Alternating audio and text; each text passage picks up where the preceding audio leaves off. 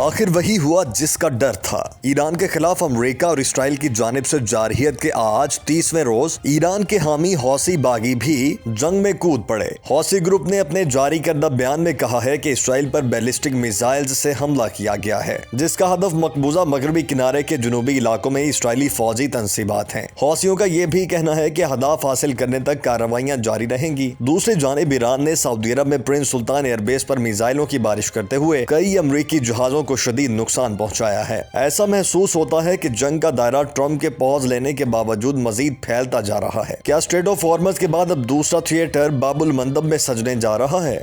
ایک طرف middle asset میں جنگ کا جن تباہ کاریاں پھیلانے میں مصروف ہے تو دوسری جانب اس جن کو بوتل میں بند کرنے کے لیے پاکستان اور دوست ممالک کی بھاگ دوڑ بھی جاری ہے۔ ایک ہفتے کے دوران وزیر اعظم شہباز شریف کی ایرانی صدر سے گفتگو اور 2 روز بعد سعودی، مصری اور ترک وزرائے خارجہ کی اسلام آباد یاترا اس بات کا ثبوت ہے کہ پس پردہ مڈل ایسٹ کی آگ کو بجھانے کے لیے پاکستان ہراول دستے کا کردار ادا کر رہا ہے۔ پاکستان کی شٹل ڈپلومیسی کا نتیجہ کیا نکلے گا؟ ان تمام ایشوز سے جڑی اہم خبروں اور دیگر ملکی معاملات اور آپ کے سوالوں پر تفصیل سے جانکاری دیں گے نجم سیٹھی۔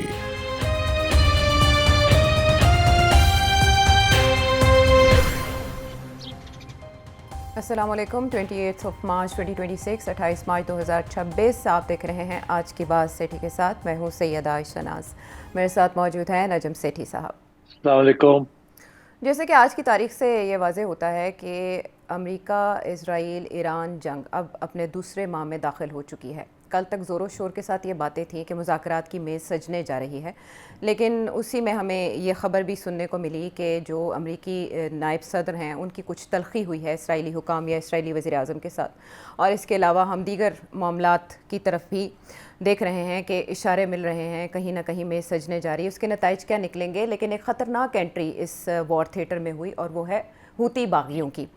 حوثی باغی جو کہ اس سے پہلے اس جنگ سے کنارہ کش تھے اور اس سے پہلے وہ امریکی اور برطانوی بمباری کا نشانہ بن بھی چکے ہیں۔ ان کے بارے میں امریکی صدر نے 2025 میں ایک دعویٰ بھی کیا کہ ان کا کیا حال وہ کر چکے ہیں۔ اس کے باوجود ہم یہ دیکھ رہے ہیں کہ حوثی نائب وزیر اطلاعات محمد منصور جن کا نام ہے، انہوں نے لوکل میڈیا کو یہ بتایا ہے کہ اب نائب باب المندب ان کے آپشنز میں شامل ہے اور انہوں نے جنوبی اسرائیل میں بیراج آف میزائلز فائر کیے ہیں۔ اس کی ڈیٹیل ظاہر ہے اسرائیلی میڈیا اس طرح سے نہیں دکھائے گا جس طرح سے ابھی تک منظر کشی سے منع کیا جاتا رہا ہے، تاہم امریکی صدر اس سے پہلے کیا کہتے رہے پہلے وہ شامل کریں گے اور اس کے بعد دیکھیں گے کہ حوثی باغیوں کے اس جنگ میں شامل ہونے کے مضمرات کیا ہوں گے۔ President of America We had some very good news last night. The Houthis have announced that they are not, or they've announced to us at least, that they don't want to fight anymore.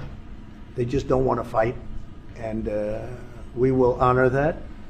And we will stop the bombings.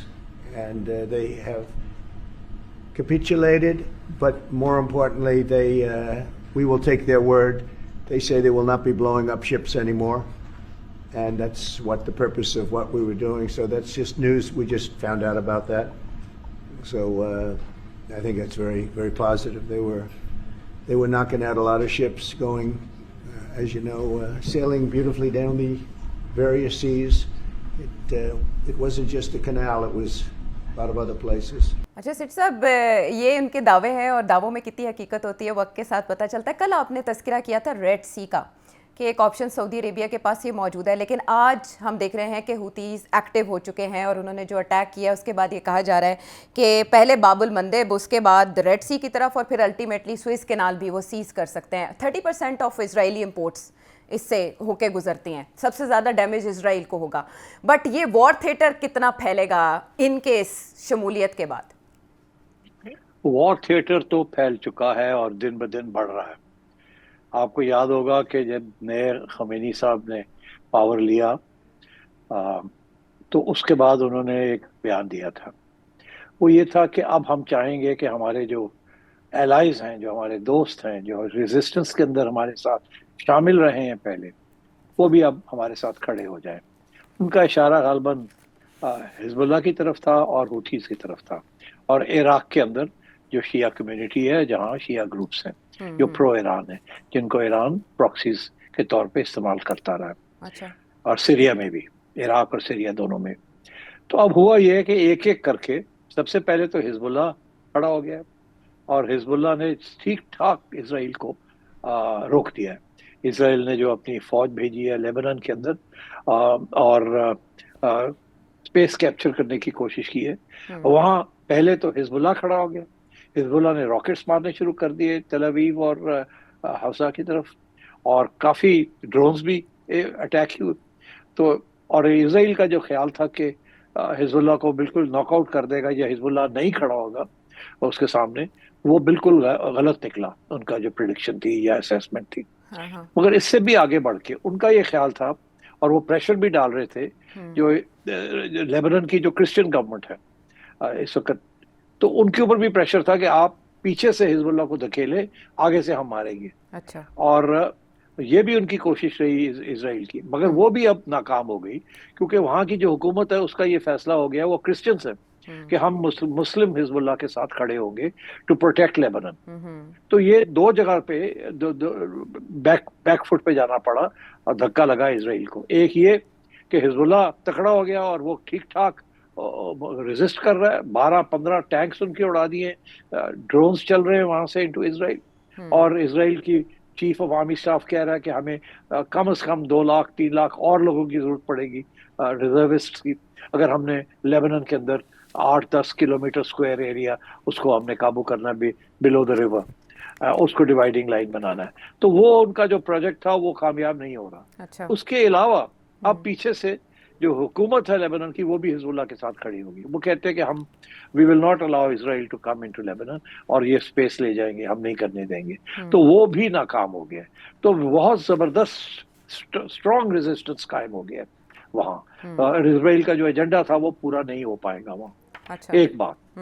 دوسری بات یہ ہے کہ ہوتھی کی طرف سے بھی اعلان ہو گیا کہ اب ہم اپنے مڈل ایسٹ کے جو امریکہ جہاں اور اسرائیل کے جو پیشن جو قدم جمانے کی کوشش کر رہے ہیں اس کو اجازت نہیں دی جائے گی.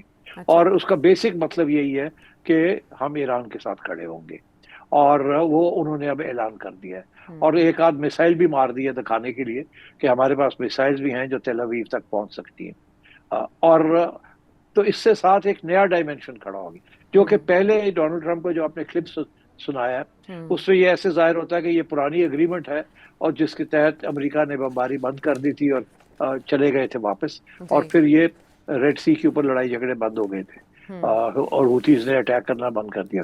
مگر اب ہوتھیز نے یہ فیصلہ کیا کہ نو, اگر ڈونلڈ ٹرمپ اپنے وعدے جو ہے توڑ سکتا ہے اور دھوکہ دے سکتا ہے تو ٹھیک ہے, پھر ہم ایران کے ساتھ کھڑے ہیں. اور انہوں نے بھی اعلان کر دیا. یہ this is a second very major development جو کہ بڑی تکلیف ہوگی, کیونکہ اگر اسٹریٹ آف ہارموز بند ہے اور اگر ریڈ سی کے اوپر بھی ہوتھیز اسی قسم کا کنٹرول لے لیں جو کہ ایران نے لیا ہوا ہے آن ہارموز, تو بالکل ہی یہ تو بہت بڑا, وہ تو یہاں سے تو 20% ہے تو 20-30% وہاں سے بھی آتی ہے تیل, تو یہ تو بالکل it will be a biggest global crisis ever. اور اس کو سنبھالنا بہت مشکل ہو جائے گا فار امریکہ, بہت مشکل ہو جائے گا. تیسری بات کہ جو گروپس ہیں عراق کے اندر, انہوں نے بھی ایران کا ساتھ دینا کا فیصلہ کیا ہے, بیکاز امریکہ کوشش کر رہا تھا کہ کردوں کو اکسا کے ایران کے خلاف چلایا جائے اور کردوں کو ہتھیار دیے جائیں, پیسے دیے جائیں جو کرد ادھر ہیں, اور انہیں کہا جائے ایران کے اندر جا کے اور آپ ٹیریٹری کو سیز کریں. ایران کے ریولوشنری گارڈز نے یہ دھمکی دی تھی کہ اگر ایسے ہوا تو ہم کردوں کے اوپر اٹیک کریں گے, اور انہوں نے جب کردوں نے تھوڑی بہت ہلچل کرنے کی کوشش کی تو ایران نے اٹیکس بھی کیے. مگر اب جو سب سے امپورٹنٹ بات یہ ہے کہ ادھر سے ایران اٹیک کر رہا ہے, درمیان میں کرد, اور پیچھے سے عراقی ملیشیا جو ہے, جو پرو شیعہ ملیشیا, جو پرو گروپس ہیں, جو ایران کے پرو گروپس ہیں, انہوں نے بھی کردوں کے اوپر اٹیک کرنی شروع کر دی. تو ود دا ریزلٹ کے کرد بھی نیوٹرلائز ہو گئے. تو آئی تھنک کہ یہ 3 فرنٹس پہ جو سپورٹ مل رہی ہے ایران کو, اور جو کوشش کی جا رہی تھی کہ کسی طریقے سے ایران کو اور بھی کمزور کیا جائے, وہ اب کامیاب نہیں ہوگی, اور اس وقت ایران اور اس کے ساتھیوں کا ہاتھ حاوی ہے.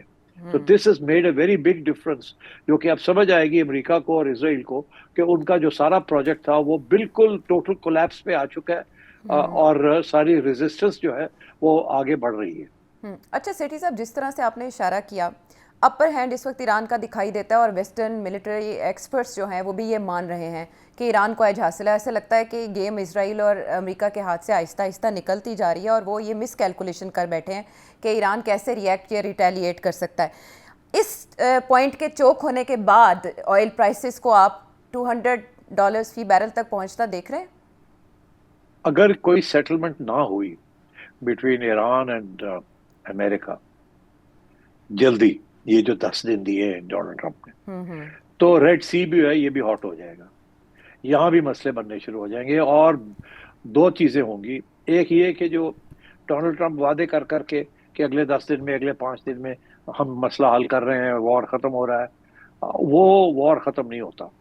اور اگر وار ختم نہیں ہوتا تو انفلیشن امریکہ میں بڑھے گی، گیس پرائسز امریکہ میں بڑھیں گے، اور اسٹاک مارکیٹ گرے گی، اور تیل کی قیمت بڑھے گی. وہ تو ڈونلڈ ٹرمپ کے لیے بہت ہی سوئسائڈل ہے، جیسے کہتے ہیں نا، بہت مسئلہ اس کے لیے. دوسری طرف یہ ہے کہ ادھر سے وہ روبیو صاحب جو ہیں وہ کہہ رہے ہیں کہ ابھی تو 2 ہفتے، ایک مہینہ اور چل سکتا ہے، یہ جنگ جو ہے چل سکتی ہے. ایک طرف وہ یہ کہہ رہے ہیں کہ ہاں نیگوسیشن ہوں گی، مگر دوسری طرف یہ بھی کہہ رہے ہیں کہ شاید 2 ہفتے، ایک مہینہ اور لگے. اور وہ میرا خیال ہے ریئلسٹک بات کر رہے ہیں. یہ راتوں رات یہ مسئلہ حل ہونے والا نہیں ہے. آپ نے دیکھا کہ یہ پہلے یہ خبر آئی تھی کہ اسی ہفتے ملاقات، پچھلے ہفتے ملاقات ہو جائے گی ایرانین آفیشلز کی اور امریکن آفیشلز کی. پھر ایسے پتا چلا کہ نہیں، ایسی بات نہیں ہے، پاکستان تو صرف ایک فیسیلیٹیٹر کا رول ادا کر رہا ہے، میسیجز پاس کر رہے ہیں. اب پھر خبر آئی ہے، جب اس کے بعد ڈونلڈ ٹرمپ نے یہ 10 دن اور بڑھا دی، اب خبر آ رہی ہے ٹرکی سے بھی اور پاکستان سے بھی کہ اب کوشش کی جا رہی ہے ایک دفعہ پھر کہ ٹرکی، سعودی عربیہ، ایران، امریکہ اور پاکستان، ان کے لوگ بیٹھ کے کوئی بات کو آگے بڑھائے. مگر ابھی کوئی کانفرمیشن نہیں آ رہی کہ ایران کی طرف سے کون آئے گا یا امریکہ کی طرف سے کون آئے گا. تو یہ ابھی اوپن اینڈڈ ہے یہ سارا کچھ. تو یہ وقت لگے گا اس بات کو آگے بڑھانے میں اور تھوڑا بہت کانفیڈنس بلڈ کرنے میں، بیکاز یاد رہے کہ اس کے اندر ایک اور پلیئر بھی ہے، اس کا نام ہے اسرائیل. اور امریکہ خود کہتا ہے کہ اسرائیل کبھی کبھی ایسے فیصلے کرتا ہے جس میں امریکہ کو پتہ ہی نہیں ہوتا اور وہ کر دیتے ہیں، دھکیل دیتا ہے، فالس فلیگ کر دیتا ہے، اور قسم کی چیزیں کر دیتا ہے نیگوسیشنز کو خراب کرنے کے لیے، کیونکہ وہ چاہتا ہے کہ یہ جنگ جاری رہے اور ایران کی اور بھی تباہی ہو، وہ یہ چاہتا ہے. تو اس لیے میں سمجھتا ہوں کہ ابھی بہت سے مسائل ہیں، کوشش ہو رہی ہے، اچھی کوشش ہے، مگر یہ جلدی حل ہونے والی بات نہیں ہے. اچھا، آپ کی بات سے 2 سوال میرے ذہن میں آئے. ایک، مارکو روبیو جن کا پوائنٹ آپ نے اٹھایا، وہ یہ کہہ رہے ہیں کہ ایران جنگ ہفتوں میں کنکلوڈ ہو جائے گی، ناٹ ان منتھس. دوسری طرف وہ یہ کہہ رہے ہیں کہ واشنگٹن بوٹس آن گراؤنڈ کے بغیر بھی اپنے ٹارگیٹ اچیو کر سکتا ہے. یہ کس بات کا اشارہ ہے؟ ایسا کیا ہوا کہ پہلے وہ امریکہ جو وہاں اپنی افواج بھیجنے کا ارادہ رکھتا تھا وہ اپنا ذہن بدل رہا ہے؟ ذہن نہیں بدل رہا، راستہ ڈھونڈ رہا ہے ایگزٹ کرنے کا. ان کا خیال تھا، میرا خیال ہے کہ یہ بوٹس آن گراؤنڈ کبھی بھی آپشن نہیں تھی ان کے لیے، مگر وہ دکھانا چاہتے تھے کہ یہ آپشن ہے ہمارے لیے. ایک قسم کی دھمکی تھی، ایک قسم کا پریشر پوائنٹ تھا آن ایران. اس لیے یہ سارا کچھ کیا گیا، ایئر کرافٹ کیریئرز موو کیے گئے، میسائل لانچرز جو ہے ان کو ریڈی کیا گیا، اور اب جا کے 10,000 کے قریب ٹروپس کو موو کرنے کی دھمکیاں ہو رہی ہیں، اور یہ بھی کہا جا رہا ہے کہ دیر آن دا وے. پھر یہ ساری ڈیبیٹ، کون سے آئی لینڈ کو انہوں نے لینا ہے، کیوں لینا ہے، کیسے لینا ہے، کیا ہوگا، کیجولٹیز ہوں گی نہیں، یہ ساری ڈیبیٹ شروع کی تھی پریشر ڈالنے کے لیے ایران کے اوپر. ایران نے آگے سے بڑا سمپل سا جواب دے دیا کہ آپ کر کے تو دیکھو، تو آپ دیکھیں آپ کے ساتھ ہوتا کیا ہے. آپ کے خیال ہے ہمیں احساس نہیں، ہم تیاری کر کے بیٹھے ہوئے ہیں، آپ کسی جزیرے کو لینے کی کوشش کریں، دیکھیں آپ کے باڈی بیگز کے ساتھ کیا ہوتا ہے.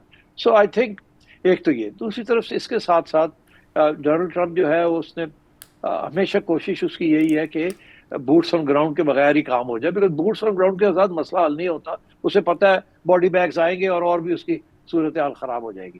تو یہ دھمکی تھی. اسی لیے مارکو جو ہے نا، روبیو صاحب اب یہ کہہ رہے ہیں کہ بوٹس آن گراؤنڈ کے بغیر بھی ہم اپنے مسئلے حل کر سکتے ہیں. لیکن سیٹی صاحب، کویت سے جو خبر آ رہی ہے، آپ کو اس میں صداقت لگتی ہے؟ جہاں اٹیک کیا گیا اسرائیلی اور امریکی فورسز پہ، کویت کے شمال مشرق میں ایک آئی لینڈ کو ٹارگٹ کیا گیا، یہ خبریں آ رہی ہیں. ایسا ہوا ہوگا جہاں ایرانی جزیرہ قبضہ کرنے کے لیے فوج اتر رہی تھی یا پوزیشن لے رہی تھی؟ میرا خیال ہے کہ یہ خبر ابھی کنفرم نہیں ہے. ہو سکتا ہے کہ ٹیسٹنگ کرنے کے لیے انہوں نے 1,000-1,200 لوگ وہاں گئے پیرا ٹروپس کے ذریعے یا جہاز کے لیے لینڈ کیے ہوں. مگر I don't know if that's correct or not. But اس کی طرف زیادہ اہمیت نہیں دینی چاہیے. زیادہ اہمیت دینی چاہیے جو ایران کی طرف سے جو کویت کے ایک آئلینڈ ہے وہاں جو امریکہ کا بیس ہے اس کے اوپر جو انہوں نے اٹیک. یہ مجھے پتا ہے کہ جو سعودی عربیہ کے اندر جو انہوں نے اٹیک کیا as a response to the Israeli attack on the steel mill and on the power plant, وہ جو ہے دیٹس ویری سگنیفیکنٹ بیکاز وہاں وہ خود امریکن مان رہے ہیں کہ 10-12 لوگ انجرڈ ہیں.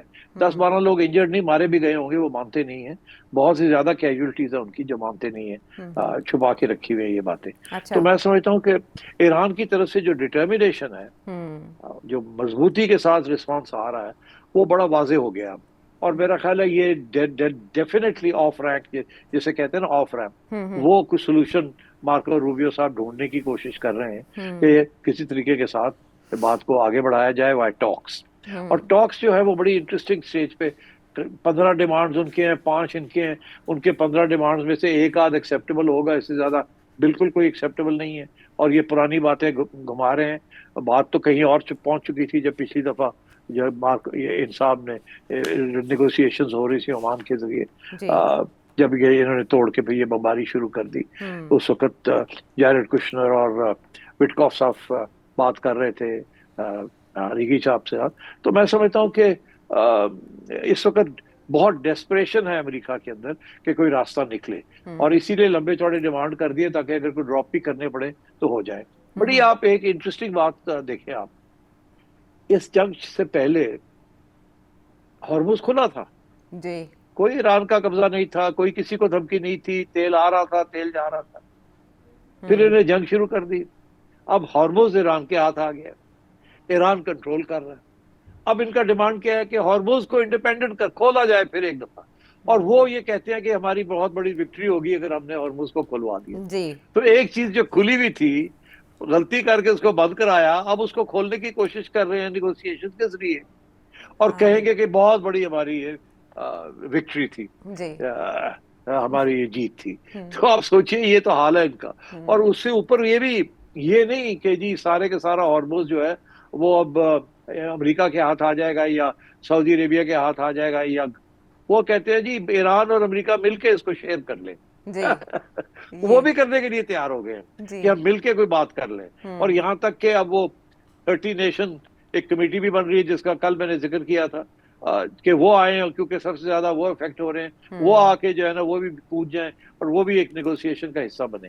تو اب مطلب ہے کہ یہ بات جائے گی کہاں؟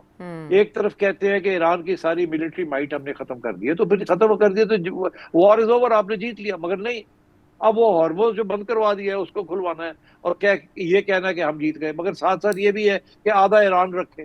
مگر میں آپ کو ایک بات بتاؤں, ایران نے اب ہارمز کو نہیں چھوڑنا کسی صورت میں بھی. اب اس نے ڈیمونسٹریٹ کر دیا ہے کہ یہ ہارمز از کرٹیکل. اسے سمجھ آ گئی ہے کہ جگولر وین کیا ہے ویسٹرن کیپٹلسٹ سسٹم کی, یہ سارا جو گلوبل آئل اور پیٹرو ڈالر جو ہے.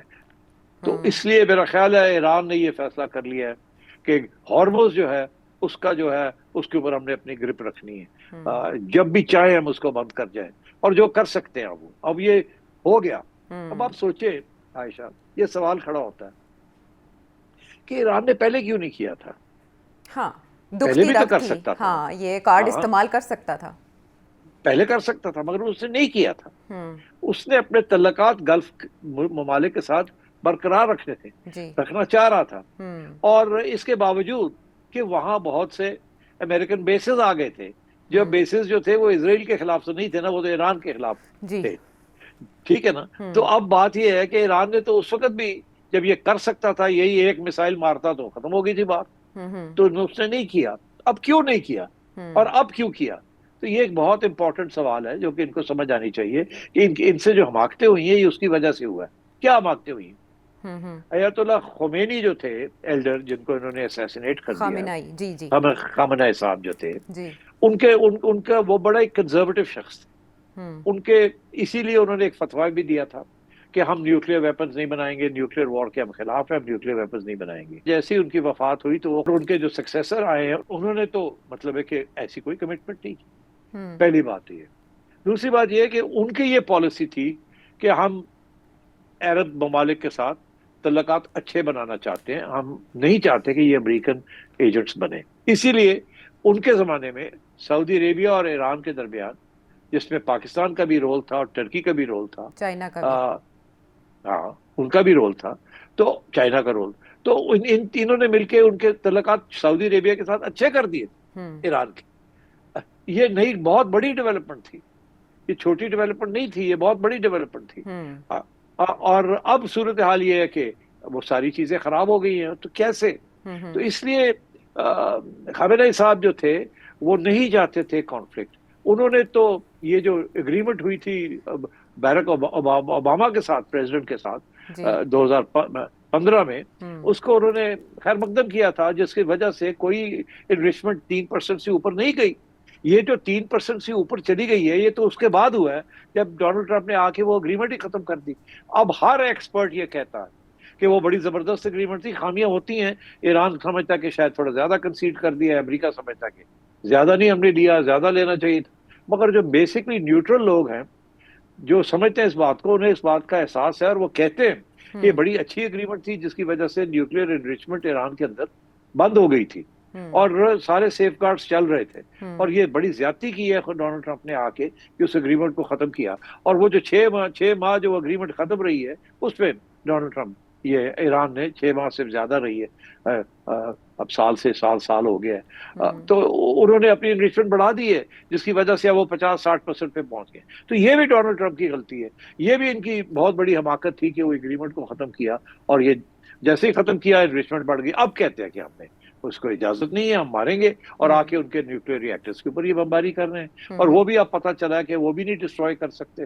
اب ان کو یہ ڈر لگا ہوا ہے کہ اگر ایران کو پھر کھلی چھٹی مل گئی، ان کو بریدنگ سپیس مل گئی، تو وہ نیوکلیئر پروگرام پھر شروع ہو جائے گا. یہ صرف ہارمز کا مسئلہ نہیں رہا، اب لانگ ٹرم جو ایشوز ہیں، جو ایشوز ہیں ان کو ریزالو کرنا ہے. تو یہ اگر آپ سمجھتے ہیں کہ یہ جو ٹاکس ہونے جا رہی ہیں یہ کوئی جلدی ختم ہو جائیں گی یا اس کے کوئی نتیجے نکلیں گے، میکسیمم یہ ہو سکتا ہے کہ سیز فائر ہو جائے اور تھوڑی سی شپنگ جو ہے آہستہ آہستہ جو ہے وہ ٹرن. مگر یہ جو مین ایشو ہے جس پہ اسرائیل امریکہ ایک طرف ہے، وہ اور ایران دوسری طرف ہے، اور پیٹرو ڈالر کا ایشو اور کرنسیز کا ایشو، رشیا چائنا کی ایشوز، اور موسٹ امپورٹنٹ گلف کے جو کنگڈمز ہیں، ان کا کیا ہوگا؟ یہ کہاں کھڑے ہوں گے؟ کیا یہ پھر اجازت دیں گے بیسس کی؟ کیا وہ امریکہ بیسس پھر بنائے گا آ کے؟ اس کے پیسے کون دے گا؟ ان کا جو نقصان ہوا ہے وہ پیسے کون دے گا؟ ایران کا جو نقصان ہوا ہے اس کے پیسے کون دے گا؟ اور جو اگریمنٹ ہونی ہے جس میں ایران ایک بات پکی ہے کہ یہ پھر سے آپ حملہ ہمارے اوپر نہیں کر سکتے، انف فنشڈ. تاکہ ہمارے پاس انٹرنیشنل گارنٹیز کے علاوہ بھی، انٹرنیشنل گارنٹیز تو آپ کو پتہ ہے ڈونلڈ ٹرمپ جو ہے وہ ایک دن انٹرنیشنل گارنٹیز کو بھی پھاڑ کے پھینک دیتا ہے. اس میں تو سارا انٹرنیشنل رولز بیس آرڈر نیٹو کو فرق کر کے پھاڑ کے پھینک دیا. تو ایران کے ساتھ کیا گارنٹیز مل سکتی ہے؟ تو گارنٹیز ایران کے لیے صرف 2 ہی ہیں کہ ایران جو ہے اپنی ملٹری مائٹ اور اپنے جو اثاثے ہیں ان کو کسی صورت میں بھی کم نہیں ہونے دے گا، ان کے اوپر پابندی نہیں لگنے دے گا کسی صورت میں بھی. اور اسرائیل کو یہ بات تسلیم کرنی پڑے گی اور امریکہ کو یہ بات تسلیم کرنی پڑے گی کہ Iran is now a major power in this region. اور اس کے علاوہ یہ جو ساری گلف کنگڈمز ہیں ان کو بھی ایران کی سپریمیسی ان دس ریجن تسلیم کرنی پڑے گی، اور ایران کے ساتھ کوئی نہ کوئی ارینجمنٹ کرنا پڑے گا. اس وقت سچویشن یہ ہے کہ اسرائیل اور امریکہ کی کوشش ہے کہ کسی طریقے کے ساتھ یہ سارے ملک جو ہیں یہ اپنی آرمڈ فورسز جو ہے امریکہ کے ساتھ کھڑے ہو جائیں اور ایران کے اوپر حملے کرنے شروع کر دیں. اور یہ اس وقت پرابلم بن چکا ہے ان کے لیے کہ ہم کریں یا نہ کریں.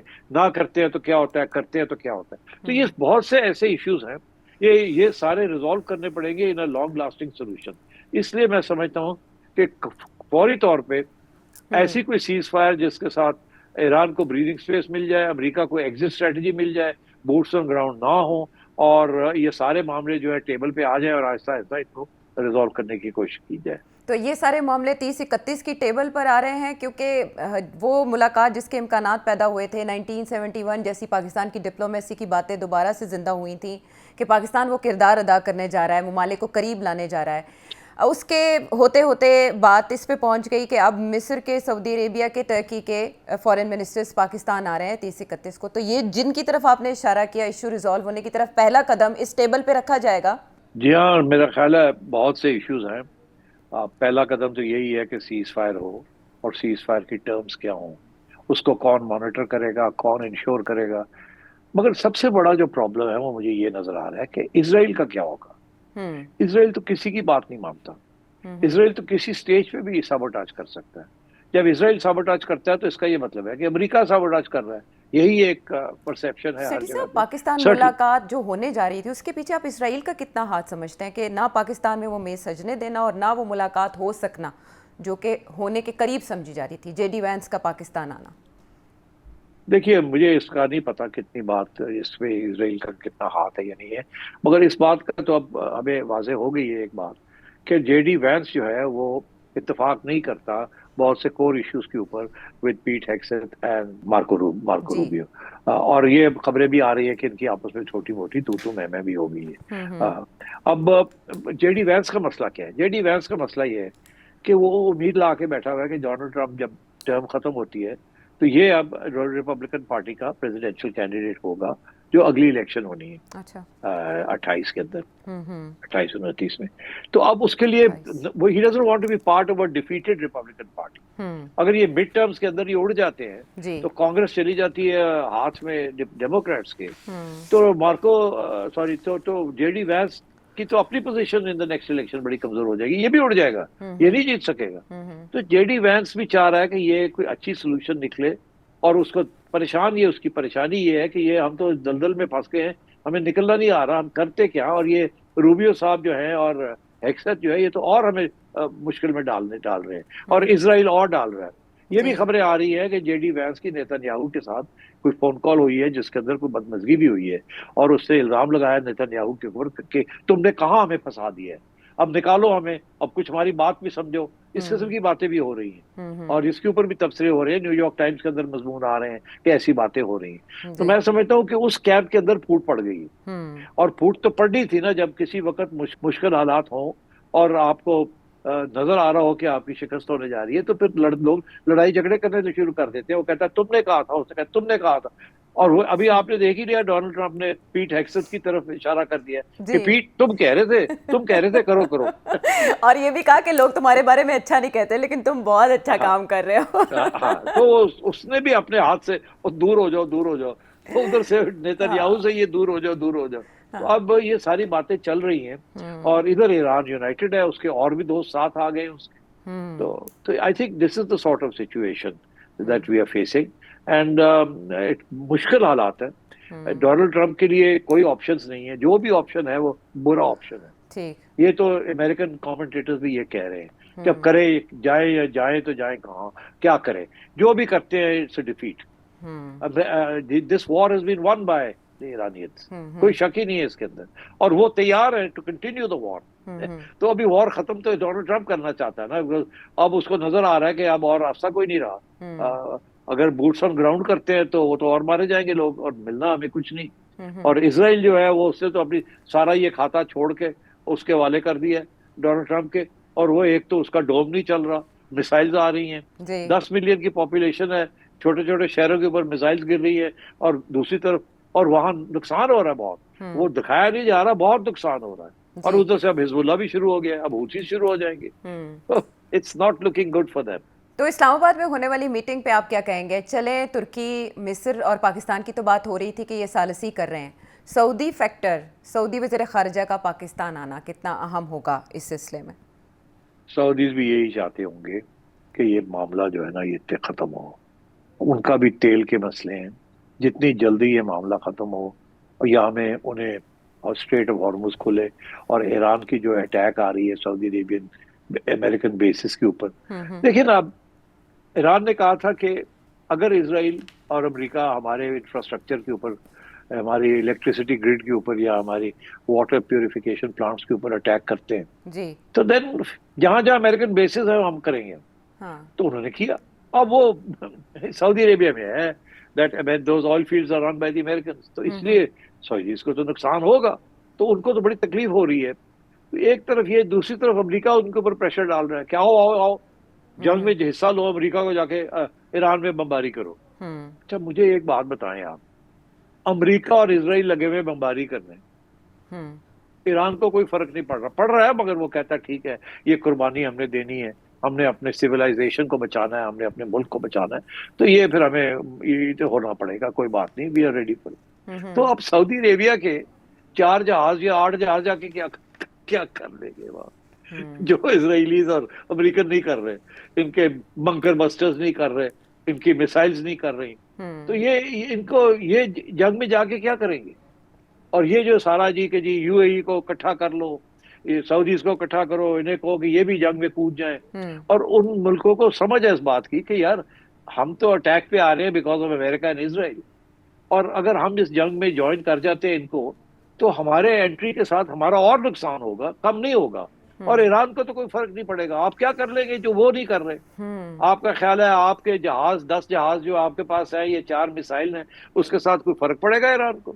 جتنے کہ وہ کہتے ہیں کہ 15,000 سوٹیز امریکہ کی اور اسرائیل کی اکٹھی ہوئی ہیں ایئر, آپ سمجھے 15,000 جہاز, 15,000 دفعہ اسرائیلی اتنے جہاز گئے ہیں وہاں بمز ڈراپ کرنے کے لیے, تو وہ ان کے ساتھ کوئی فرق نہیں پڑ رہا. 15,000 سوٹیز, ہر دفعہ ایک جہاز اڑتا ہے نا پے لوڈ لے کے, تو ایک سوٹی ہوتی ہے. 15,000 سوٹیز ہو چکی ہیں, میسائلز جہازوں کے علاوہ میسائلز جا رہی ہیں.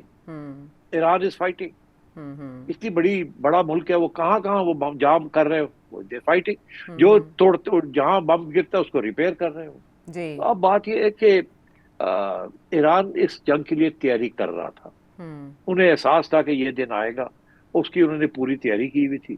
اور اب تو وہ جو بات کرتے ہیں نا عائشہ کہ اے سیمیٹرک وارفیئر, اب کوئی اے سیمیٹرک وارفیئر کی نہیں, یہ تو سیدھی بات ہے, ٹیکٹیکلی بھی ایران جیت رہا ہے, اسٹریٹجکلی بھی ایران جیت رہا ہے. پہلے یہ کہتے تھے کہ جی ٹیکٹیکلی تو ہم جیت رہے ہیں, وہی بات, ہم نے نیوی ڈسٹروائے کر دی, ہم نے ایئر فورس ڈسٹروائے کر دی, ہم نے ان کے میسائل لانچر, یہ جو ڈونلڈ ٹرمپ لگا رہا تھا سارا وقت.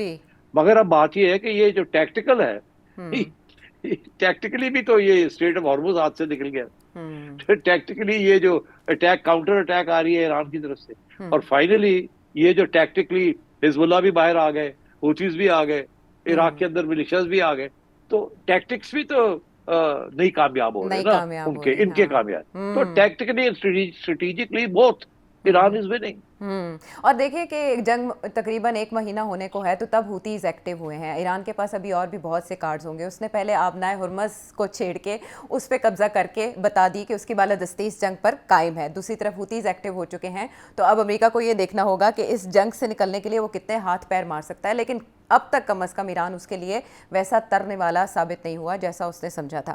ایک طرف جنگ چھڑی ہے اور دوسری طرف پریزیڈنٹ ٹرمپ کو اٹکیلیاں سوجی ہیں. وہ کبھی رقص کر رہے ہیں اور کبھی کچھ ایسے بیانات دے رہے ہیں جس پر جو عالمی ذرائع ابلاغ ہیں یا رہنما ہیں وہ بھی سوچ میں پڑ جاتے ہیں کہ پریزیڈنٹ ٹرمپ کو سوچ کیا رہی ہے. انہوں نے ایک بڑی پرسنالٹی کے حوالے سے جو اظہار خیال کیا, اس پہ بات کریں گے بریک کے بعد.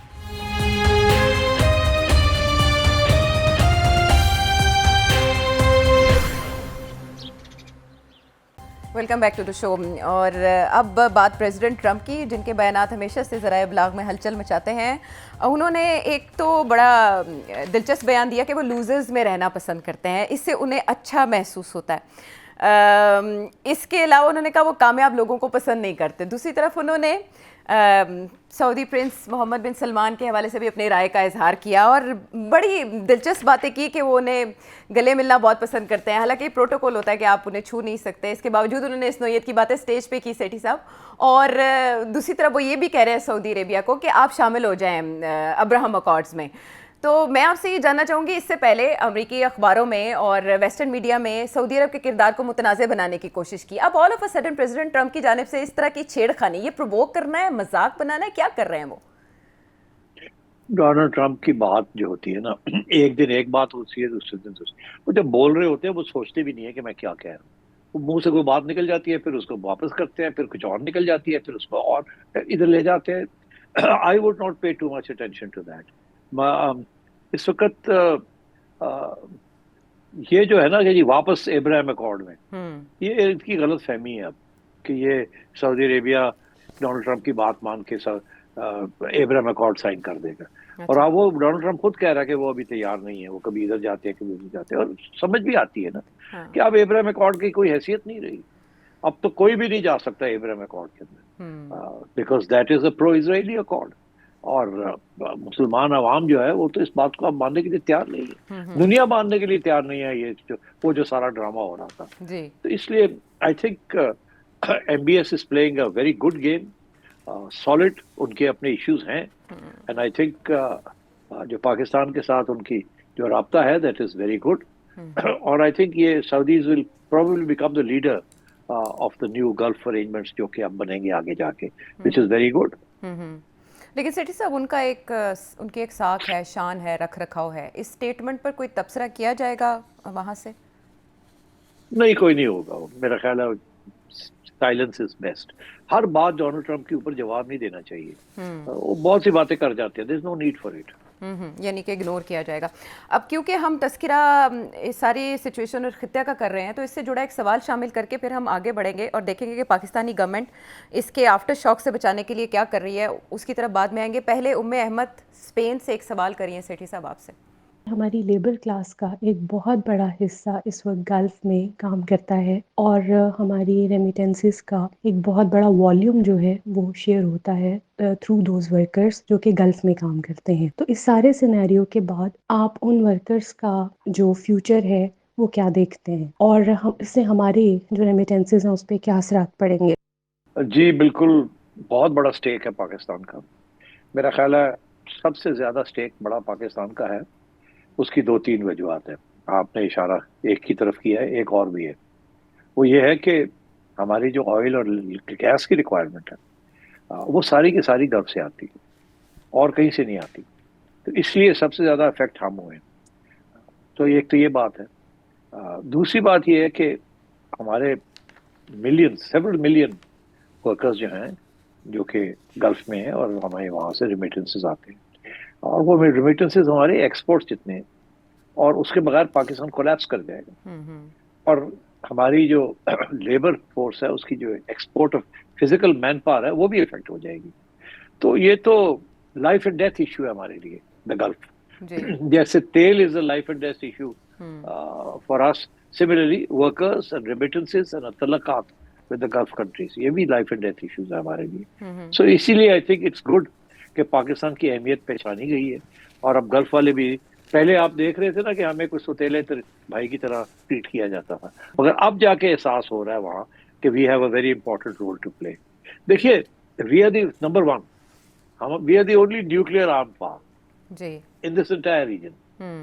بہت فرق پڑتا ہے اس کے ساتھ آپ کی اہمیت. دوسرا یہ کہ ابھی حال ہی میں ہم نے انڈیا کو ڈیفیٹ کیا, اس کے ساتھ ہمارا اسٹاک بڑھ گیا ہے, ہماری حیثیت بڑھ گئی, ہماری امپورٹنس بڑھ گئی ہے, لوگ زیادہ رسپیکٹ کے ساتھ ہمیں دیکھتے ہیں. تیسری بات یہ ہے کہ یہ ایک واحد ملک ہے جس کے تعلقات امریکہ کے ساتھ اچھے, سعودی عربیہ کے ساتھ اچھے, چائنا کے ساتھ اچھے, رشیا کے ساتھ ٹھیک ٹھاک ہے.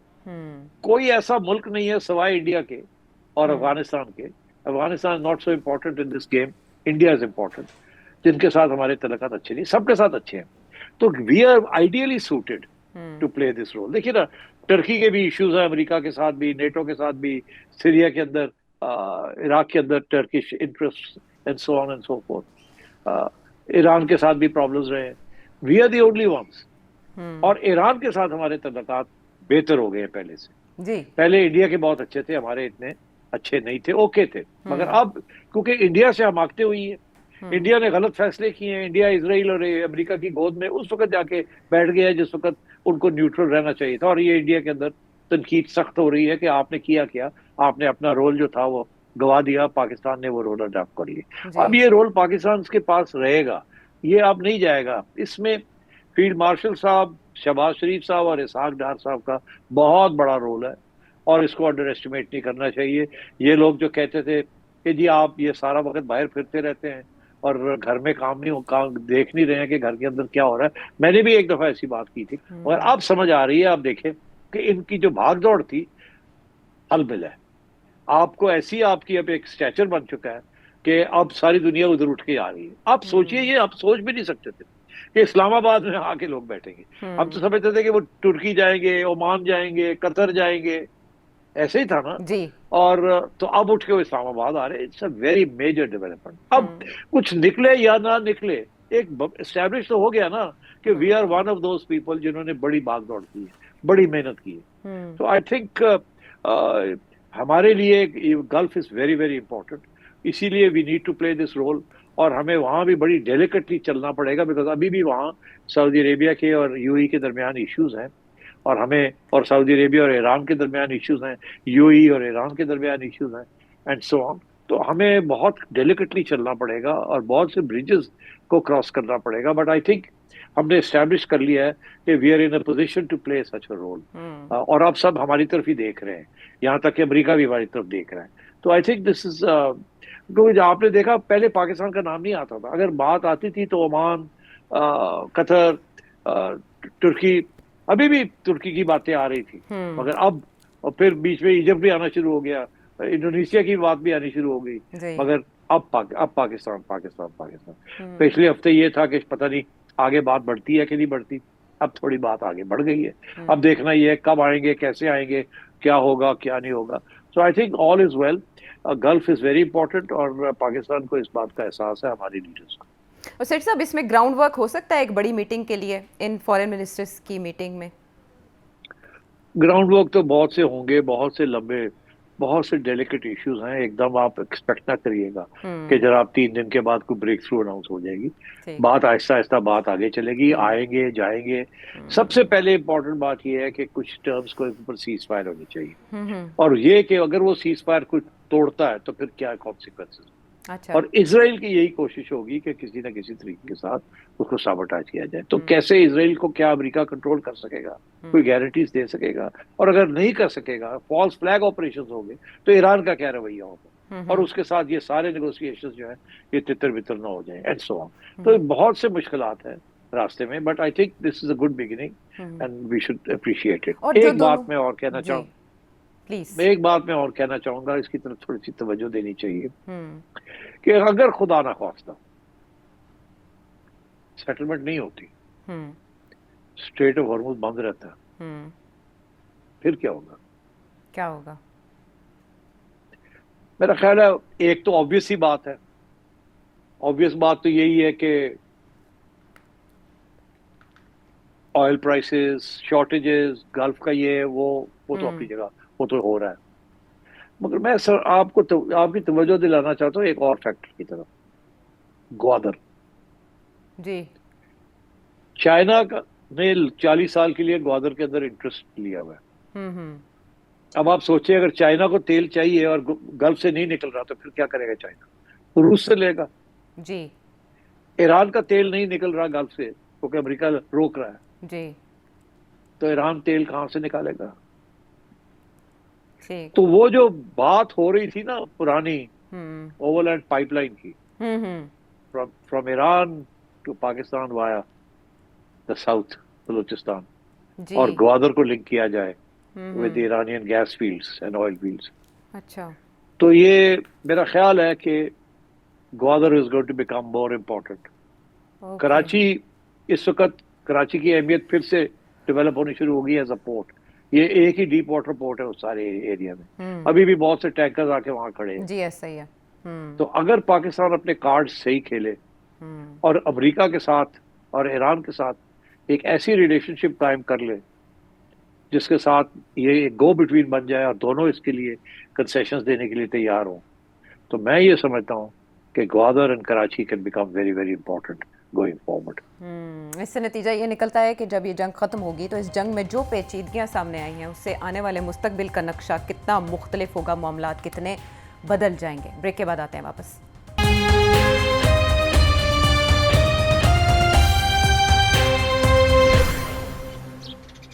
ویلکم بیک ٹو دا شو. اب مقامی سیاست کی طرف آتے ہیں جس میں ایک عرصے کے بعد ہلچل محسوس کی جا رہی ہے, اور سب جانتے ہیں وہ ہلچل کس جانب سے ہے, پاکستان تحریک انصاف کی جانب سے.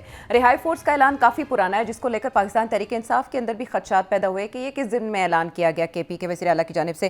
لیکن سیٹھی صاحب اب انہوں نے ممبرشپ ڈرائیو لانچ کر دی ہے عمران خان صاحب کی رہائی کی تحریک کے سلسلے میں, اور یہ عید کے بعد ہم نے ڈیولپمنٹ دیکھی ہے. اس سے پہلے یہ تاخیر کا شکار کیوں ہوئی, اور اس سے کیا بنا پائیں گے کے پی کے وزیر اعلیٰ؟ دیکھیے ظاہر ہے کہ وہ سمجھتے ہیں کہ ایک ایسی فورس بنا کے ایک پریشر پوائنٹ یا پریشر گروپ بنائیں گے, مگر میں ایک بات آپ کو کہہ دوں کہ یہ سارے ڈیسپریٹ میجرز ہیں, ہاتھ پیر مار رہے ہیں. کیونکہ ان کی بات سنی نہیں جا رہی. تو اس لیے وہ اس قسم کے نئے پلانز لے آتے ہیں. کبھی وہ اس کے بیٹوں کو ایکٹیویٹ کر دیتے ہیں, کبھی اب رہائی فورس کی بات شروع ہو گئی ہے. میں ایک بات آپ کو کہہ دوں کہ رہائی فورس بالکل بنائیں, اگر پیسفل ہے تو لوگ آئیں, احتجاج کریں کھڑے ہو کے اور بات کر کے, وہ تو کوئی ایشو نہیں ہے. وہ تو رہائی فورس کے بغیر بھی آپ اکٹھے کر لیتے ہیں 8-10 ہزار لوگ ادھر ادھر. مگر اگر آپ نے ان کو استعمال کرنا ہے فار ایسی ایکٹیویٹی جس کے ساتھ ریاست کو تکلیف ہو, تو پھر میں آپ کو ایک بات بتا دوں کہ آپ جو رجسٹریشن کرنے جا رہے ہیں نا, بہتر یہی تھا کہ یہ رجسٹریشن وغیرہ نہ کرتے, اپنے موبلائزیشن کی پلانز رکھتے اپنے, کہ جب ضرورت پڑے تھوڑے بہت لوگوں کو موبلائز کرنے دیں. یہ رہائی فورس کے ساتھ آپ ان لوگ جو لوگ رہائی فورس کو جوائن کریں گے ان کو آپ نے بہت ایکسپوز کر دیں گے آپ. اگر وہ ایکسپوز ہو جائیں گے تو پھر جب وقت آتا ہے تو سب سے پہلے انہی کو اٹھایا جاتا ہے. تو اس لیے آئی تھنک یہ سوچ لیا جائے کہ ایز اے پروپیگنڈا یا ایز اے پریشر پوائنٹ تو ٹھیک ہے, مگر اس کو بڑے خیال سے ہینڈل کیا جائے, بیکاز اس قسم کی فورسز, لفظ فورس بھی جو ہے نا وہ بھی آبجیکٹیبل ہو سکتا ہے, بیکاز اس قسم کی تاریخ کے اندر جب بھی کوئی کوشش کسی نے کی تو ریاست کے اداروں نے اس کو بڑی نیگیٹولی دیکھا ہے ایز اے. تو اس لیے ذرا خیال رکھا جائے اس کا. ٹھیک ہے. اور دیکھیں جب سے سہیل آفریدی وزیر اعلیٰ بنے ہیں, ملاقات میں بھی انہیں خاصی مشکل ہے. صرف انہی کو نہیں بلکہ ان کی پارٹی کی ملاقاتیں بھی رک چکی ہیں, اور اس کے پیش نظر کوئی پیش رفت دیکھنے میں نہیں آ رہی. پاکستان تحریک انصاف کے ان لیڈران سے جو ایکسپیکٹ کیا جا رہا تھا وہ ریزلٹس نہیں نکل رہے. تو جب ملاقات عمران خان صاحب سے ہوگی تو وہ کیا فیصلے کرتے ہیں, اس پر بھی ایک سوالیہ نشان ہے. لیکن سوالیہ نشان ایک اور میٹنگ پر بھی لگا سیٹھی صاحب. وہ میٹنگ ہوئی ہے ایوان صدر میں. اس سے پہلے بھی ایک میٹنگ ہوئی تھی تو میں نے آپ سے پوچھا تھا کہ زرداری صاحب اس میں برہم دکھائی دیا, آپ نے کہا ایسا نہیں تھا. لیکن اب کی میٹنگ میں تو میں آپ کو بتا سکتی ہوں فیس ایکسپریشنز دیکھ کے بھی کہ کچھ تو معاملہ ایسا ہے جس پہ ٹھنی ہے. لیکن کس کے درمیان ٹھنی ہے اور کن معاملات پہ ٹھنی ہے, جب اس کا جو اعلامیہ ہے وہ کہتا ہے کہ قومی اتفاق رائے کی ضرورت ہے. عائشہ دیکھو, تم ذرا سائیکالوجسٹ بننے کی کوشش نہ کرو کہ جی فیس ریڈنگ آپ کر رہی ہیں. اب زرداری صاحب کی جو تصویر آئی ہے جی وہ ٹھیک ہے, انہوں نے وہ جنہوں نے منہ بنایا ہے تھوڑا جہا اور بڑی فوکس کر رہے ہیں, رنکلز آئے ہوئے یہاں. بات یہ ہے کہ اب ان کی عمر بھی تو ہو گئی نا اور ان کی بیماری بھی ہے, تو I think he is finding it difficult to concentrate, and I think اس لیے آپ کو لگتا ہے ایسے ہے کہ وہ پریشان ہیں. دیکھیں نا وہ کتنی فوکس کرنے کی کوشش کر رہے ہیں. سو آئی ڈونٹ تھنک اس کا یہ مطلب ہے کہ وہ ناراض ہیں یا کوئی آبجیکشن ہے. ان کو آبجیکشن تو ہے, سوال تو ہے ان کے ذہن میں, اور وہ بولتے بھی ہیں کہ دیکھیں نا ہماری پروونشل آٹونومی ہے, یہ ہے وہ ہے, ہم پارٹنرز ہیں, پیسے ہیں, یہ ہے. اور انہوں نے واضح کر دیا ہے کہ they are oppose to any change in the national finance commission award. مگر آپ دیکھیں نا یہاں سے بھی کہ وہ جاتے ہیں, جا کے پریزیڈنٹ صاحب کے گھر میں جا کے بیٹھ جاتے ہیں اور فیلڈ مارشل صاحب کو بٹھا دیتے ہیں ساتھ. اب فیلڈ مارشل صاحب بیٹھے ہوئے, زرداری صاحب بیچارے کیا کریں گے, اور شہباز صاحب تو بڑے پوکر فیس کیسے کر کے بیٹھے ہوئے. مگر آپ دیکھیے نا جس قسم کے لوگ تھے وہ, تو ظاہر ہے جو ایشوز ڈسکس یہی ہو رہے تھے نا, پیسہ, شارٹیج آف منی. ادھر سے آئی ایم ایف کہہ رہا ہے اور کرو اکٹھے کرو, ادھر سے پیسے خرچ کرتے ہیں, عوام ناراض ہو رہی ہے, ڈیفنس کے لیے چاہیے, بڑا مسئلہ ہے. تو اب وہ ظاہر ہے یہی کہ پروونسز کے پاس پیسہ زیادہ جا رہا ہے, پروونسز ضائع کر رہی ہیں پیسا, اور اس لیے اب فیڈرل گورنمنٹ کہتی ہے ہمارے خرچے بہت زیادہ ہو گئے ہیں تو ہمیں کوئی تھوڑا بہت پیسہ واپس کرے. کبھی ادھر سے آتے ہیں, کبھی ادھر سے آتے ہیں, کبھی این ایف سی ایوارڈ کی دھمکی دیتے ہیں, کبھی وہ اب یہ نیا ڈرامہ آ گیا کہ جی اب وہ جو پیٹرول کی قیمت کے اوپر جو مسئلہ بن گیا 150 ارب روپے کی ضرورت ہے, وہ سبسڈی دینی ہے, تو آپ بھی دیں, دینا پڑے گا, اور کوئی چارہ نہیں ہے, there is no other way. اور یہ جو مگر اس کے اندر آپ بات کر رہے ہیں 27th امینڈمنٹ ہو گئی ہے, 27th امینڈمنٹ ہوگی, 28th, تو اب رہ کیا گیا ہے. اب تو یہ سارے ارینجمنٹس جو ہیں they all have to be renegotiated, unfortunately. This is the nature of the hybrid regime or the crisis that Pakistan is facing. تو اس کے اندر ریئلسٹکلی اگر آپ ہائبرڈ رجیم کو ایکسیپٹ کر رہے ہیں, آپ بیٹھے ہوئے ہیں اس حکومت کے اندر, तो फिर you have to accept some of these things. सेठी साहब, उम्र की बात करके तो वैसे आपने जरदारी साहब को मायूस किया होगा, वो छोटे हैं शहबाज शरीफ साहब से भी और नवाज शरीफ साहब से भी। शहबाज शरीफ साहब को देखें वो वहाँ कैसे बैठे हैं। नहीं, वो उनकी देखिए, जरदारी साहब ने बड़ी कुर्बानियां दी जाती तौर पे, physically. He has been under a lot of pressure, lot of tension, इसमें कोई शक ही नहीं है। And so I think Shahbaz साहब के ऊपर क्या टेंशन है? कोई टेंशन नहीं है। शहबाज साहब is having a time of his life, prime minister बन गए हैं, अल्लाह अल्लाह खैर सल्ला। उनका बेटा बन रहा है पंजाब का सदर। अच्छा, अब ये बड़ी इंटरेस्टिंग बात है कि आपने अब हमजा की बात कर दी जी।